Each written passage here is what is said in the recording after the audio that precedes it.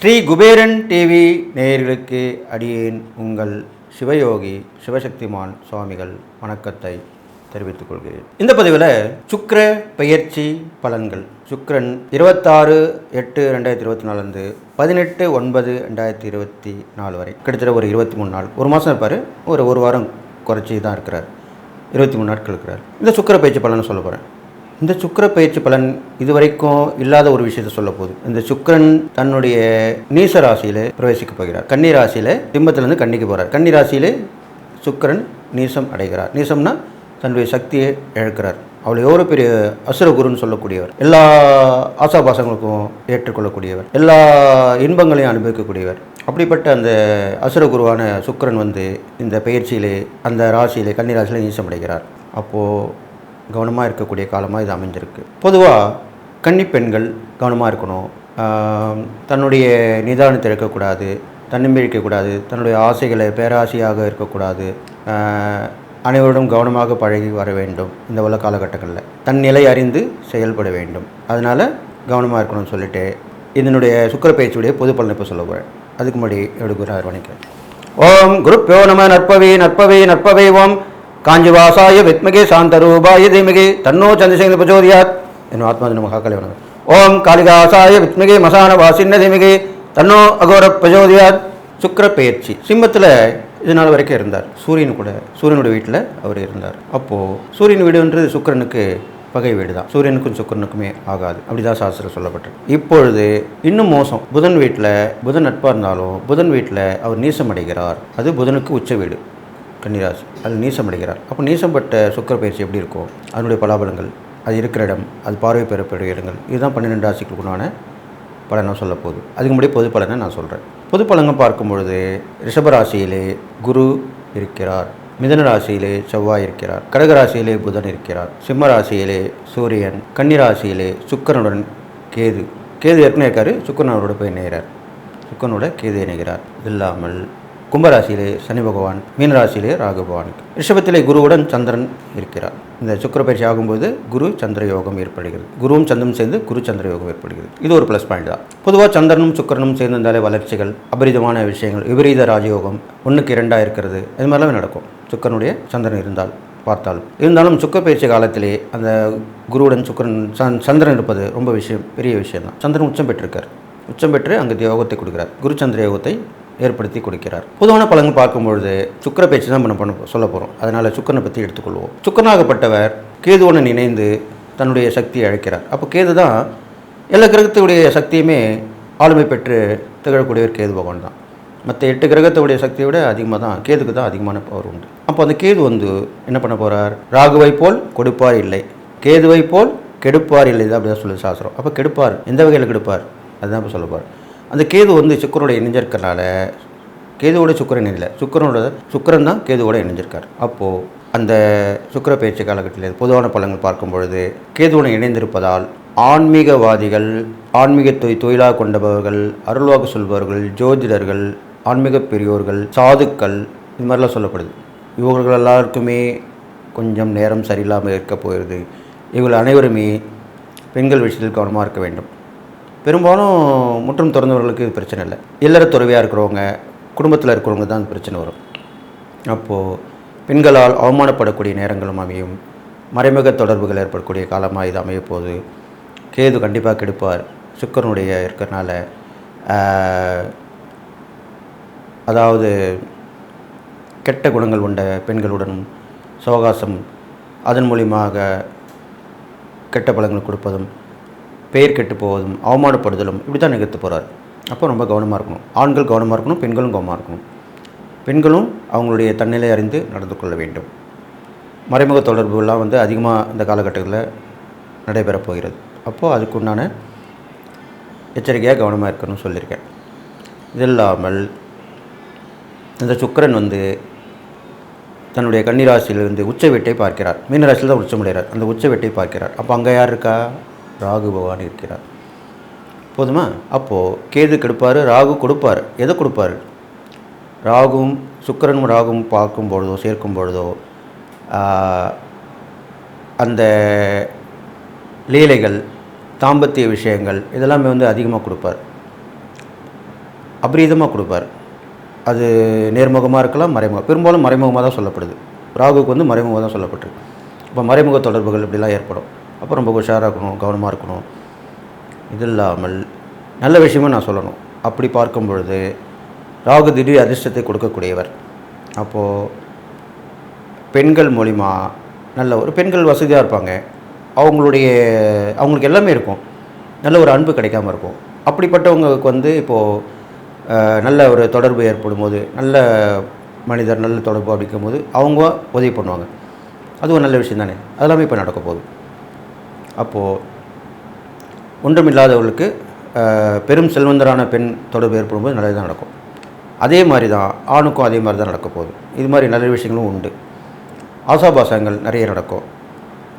பொதுவாக நாட்டில்னு பார்க்கும்போது பெண்கள் வழி பிரச்சனை ஏற்படும், பெண்களுடைய முன்னேற்றம் பாதிக்கப்படும், பெண்கள் போர்க்கொடி தூக்குவார்கள், எங்களுக்கு உரிமை கொடுங்கன்னுவாங்க, மகளிருக்கு உண்டான விஷயங்களை கொடுங்க, எங்களுக்கு உண்டான உதவி செய்யுங்க, இந்த மாதிரி நாங்கள் தெரியாமல் பண்ணிட்டோம், எங்களுக்கு உதவி பண்ணுங்க அப்படின்னு சொல்லுவாங்க. காவல்துறை நாடுவாங்க, நீதிமன்றத்தை நாடுவாங்க. இது மாதிரிலாம் நிறைய நடக்கும் இந்த காலகட்டங்களில். பெண்கள் பெரும்பாலும் தொடர்பு கொண்டு பேசுவார்கள். இருந்தாலும் அவர்களுடைய நடவடிக்கை எப்படி இருக்கும் என்றால், கண் கெட்ட பிறகு சூரிய நமஸ்காரம். முதல்ல கெட்டு போயிடுவாங்க, இழக்காதெல்லாம் இழந்துருவாங்க, கொடுக்காதெல்லாம் கொடுத்துருவாங்க. அதுக்கப்புறம் தான் புத்தி வந்து புகார் கொடுக்க வருவாங்க. அது மாதிரி வெளி உலகத்தை வந்து சொல்லுவாங்க. அதில் என்ன பிரயோஜனம்? ஒரு பிரயோஜனம் இல்லை. முன்னெச்சரிக்கையாக இருந்தால் எதுவுமே ஆகிருக்காது இல்லையா? அதுதான் இந்த பலனை அதிகமாக சொல்லியிருக்கேன்.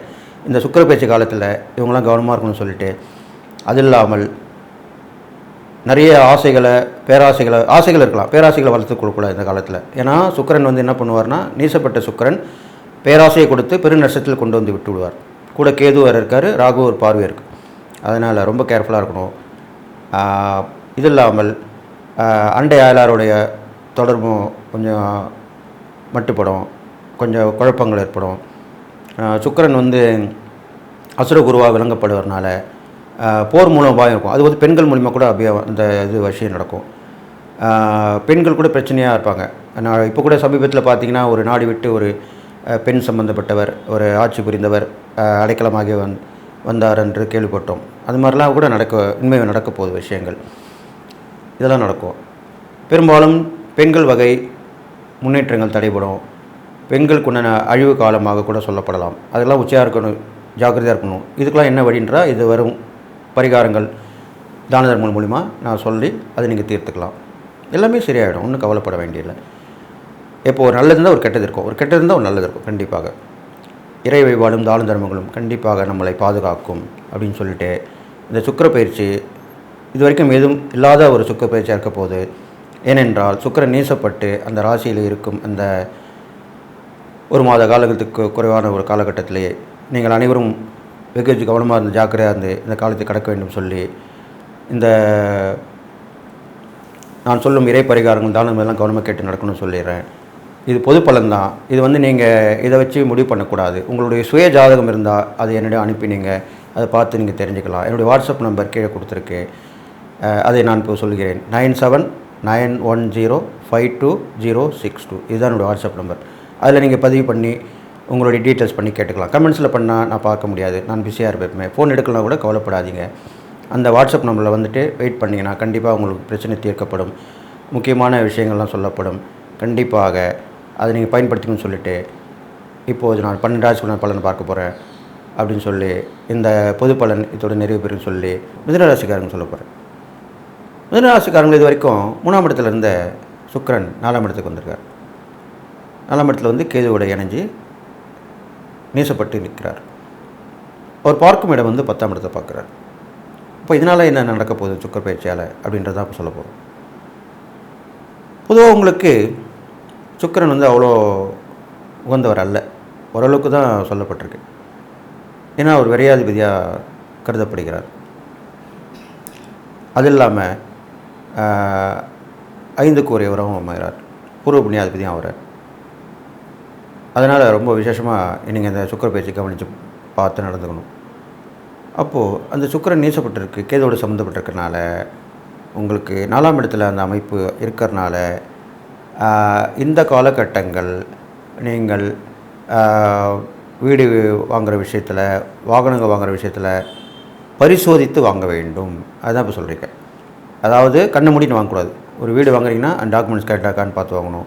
ஒரு வண்டி வாகனம் வாங்குறீங்கன்னா அது கரெக்டாக இருக்கா, நல்ல வண்டியா, கெட்ட வண்டியா, திருட்டு வண்டியா, இப்படிலாம் யோசிக்க வேண்டியிருக்கு. அதெல்லாம் பார்த்து தான் வாங்கணும். இது மாதிரிலாம் வாங்கிட்டு வந்தால் நல்லது. அதே மாதிரி பழகக்கூடியவங்கள்ட்ட நல்லவங்கள கெட்டவங்களான்னு பார்த்து பழகணும். இது மாதிரிலாம் செய்யக்கூடிய விஷயமாக இப்போ அமைஞ்சிருக்கு. அது பண்ணிட்டு வாங்க. நட்பு உறவு வகையில் கொஞ்சம் கேர்ஃபுல்லாக இருங்க. அதுவும் பெண்கள் விஷயத்தில் ரொம்ப விசேஷமாக சொல்லப்பட்டிருக்கு. அவங்களுடைய ஆக்டிவிட்டீஸ்லாம் பார்த்து நடந்துங்க. அதே மாதிரி ஆணுங்கள் பெண்ணுக்கும், பெண்ணாக இருந்த ஆணுக்கும் பாதுகாப்பு கண்டிப்பாக தேவை. அதிகமான பழக்க வழக்கம் வேணாம். அளவான பழக்கமாக இருந்தால் ரொம்ப விசேஷமாக சொல்லப்பட்டிருக்கு. இது இல்லாமல் உங்களை ஆரோக்கியமும் கட்டுறதுக்கு வாய்ப்பு இருக்குது. இது இல்லாமல் மறைமுக உறுப்புகளால் ஏற்படக்கூடிய பிரச்சனைகளும் இருக்குது. அதெல்லாம் நீங்கள் பார்த்து முன்னெச்சரிக்கையாக கன்சல்டேஷன் பண்ணிக்கணும். மருத்துவ பரிசோதனை பண்ணி அதை நிறைவேற்றிக்கணும், தீர்த்துக்கணும்னு சொல்லிவிட்டு, அடுத்ததாக உங்களுடைய 10ஆம் இடத்தையும் அவர் பார்க்கிறார். 10ஆம் இடத்தை பார்க்கறனால தொழில், வியாபாரம் இரண்டிலும் கொஞ்சம் கவனமாக இருக்கணும். உத்தியோகன்றது நீங்கள் வேலை செய்ய போகிறீங்க, சம்பளம் கொடுத்துருவாங்க. அதில் நீங்கள் உங்கள் வேலை உண்டு, நீங்கள் ஒன்று கவனம் வந்தால் பிரச்சனை இல்லை, வந்துடலாம். ஆனால் தொழில் வியாபாரத்தில் ரொம்ப உஷாராக இருக்கணும். ஏனென்றால் இப்போ உள்ள காலகட்டங்கள் பார்க்கும்பொழுது மறைமுக எதிரிகள், மறைமுக தொடர்புகள் ஏற்படக்கூடிய வாய்ப்பு இருக்குது. அதனால் பார்ட்னர்ஷிப்பில் இருக்கவங்க ரொம்ப கேர்ஃபுல்லாக இருக்கணும். அவங்க 2 பேரும் இணைஞ்சிட்டு உங்களை கட்டி விட்ருவாங்க. அவங்க உங்களுக்கு தெரியாமல் ஏமாற்றிட்டு வருவாங்க. அதெல்லாம் இப்போ இந்த காலகட்டத்தில் நடக்க போகுது. அப்போ கொஞ்சம் கவனமாக தேவை, உஷாராக இருக்கணும். ஆனந்த பெண்ணுக்கும் பெண்ணந்த ஆணுக்கும் இது சொல்லப்பட்டிருக்கு, கவனமாக இருக்கணும். பெரும்பாலும் பெண்கள் வழி தொடர்பு உள்ளவங்க, பெண்கள் வகையில் தொழில் பண்ணுறவங்க, வியாபாரம் பண்ணுறவங்கலாம் ரொம்ப கவனமாக இருக்கணும்னு சொல்லப்பட்டிருக்கு. பொருள் இழப்பு, பெயர் இழப்பு, மரியாதை இழத்தல், அவமானப்படுதல், இதுமாரிலாம் நடக்கும். அதெல்லாம் கொஞ்சம் கவனமாக இருக்கணும். இதுக்கெல்லாம் நீங்கள் இறை வழிபாடு உங்களுக்கு விசேஷமாக சொல்லப்பட்டிருக்கு. பெருமாள் வழிபட்டு வரலாம். ராமர் பதிவிரதன் என்று சொல்லக்கூடிய ஏகபத்தினி விரதன் அப்படி சொல்லக்கூடிய ராமரை வழிபட்டு வரலாம். அவருடைய ஆலயத்துக்கு சென்று வழிபடலாம். போட்டோ வைத்து வழிபடலாம். ராம் ராம் சொல்ல வரலாம். ஸ்ரீராம ஜெயம் சொல்லலாம். இது மாதிரிலாம் சொல்லிட்டு வரலாம். ஆஞ்சநேயர் வழிபாடு இன்னும் விசேஷமாக சொல்லப்பட்டிருக்கு. ஆஞ்சநேயர் வழிபாடு உங்களுக்கு கெட்ட எண்ணங்கள் மறைந்து நல்ல எண்ணங்கள் தான் வரும். அதனால் ஆஞ்சநேயர் வழிபாடு ரொம்ப உகந்ததாக சொல்லப்பட்டிருக்கு. அடிக்கடி ஆஞ்சநேயர் கோயில் போயிட்டு வரலாம். இது மாதிரிலாம் பண்ணிட்டு வாங்க. தியான மார்க்கம், ஜபம், தபம் இதெல்லாம் பண்ணிட்டு வரணும். சிந்தனை ஒரே சிந்தனையாக இருக்கணும். ஆன்மீக சிந்தனை, ஆன்மீக ஈடுபாடு இது மாதிரிலாம் இருக்கணும். இல்லைன்னா தான தர்மங்கள் ஈடுபாடு அதிகமாக இருக்கணும். இது 2 பிடிக்கல, எனக்கு கோயிலுக்கு போகிறது பிடிக்கல, தான தர்மங்கள் பண்ணுறதுக்கு வசதி இல்லை அப்படின்னா சமூக சேவையில் ஈடுபடுங்கள். உங்களுடைய சரீர உதவி, அதுதான் சமூக சேவை. ஒருத்தர்கிட்ட வாங்கி ஒருத்தர் கொடுக்கலாம், உதவி பண்ணலாம். ஏழை எல்லோருக்கு உதவி பண்ணலாம். அசுத்தமாக இருக்கிறது சுத்தமாக்கலாம். தொண்டு நிறுவனங்களோட சேர்ந்து உதவி பண்ணலாம். ட்ரஸ்ட் மூலிமா சேர்ந்து உதவி பண்ணலாம். இது மாதிரிலாம் பண்ணலாம். இது மாதிரிலாம் பண்ணிட்டு வந்தீங்கன்னா கண்டிப்பாக இந்த காலகட்டங்களுக்கு நல்லதாக இருக்க போகுதுன்னு சொல்லிட்டு, போட்டி பந்தயங்கள் வந்தாலும் கொஞ்சம் கவனமாக இருக்கணும். ஏனென்றால் அதில் மறைமுக சதிகள் நடக்கிறதுக்கு வாய்ப்பு இருக்குது. நீங்கள் ஃபஸ்ட்டு வந்தால் கூட உங்களுக்கு பின்னாடி வரவங்க மாறத்துக்கு வாய்ப்பு இருக்குது. அதெல்லாம் கொஞ்சம் கவனமாக இருந்து பார்த்து நடந்துக்கணும்.